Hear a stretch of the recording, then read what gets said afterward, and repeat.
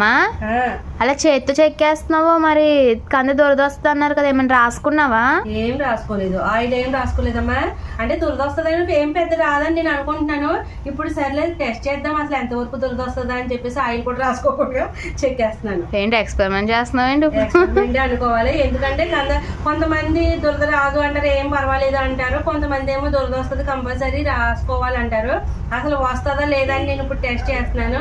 ఎంతమందికి దురద వస్తుంది అన్నది తెలుసు, రాదు పర్వాలేదు అని అంటారు కమెంట్ చేయండి ఫ్రెండ్స్. నేను అదే కందార్ తోటి నేను ఒక ఐటమ్ అయితే చేయబోతున్నాను. ఏంటమ్మా అది?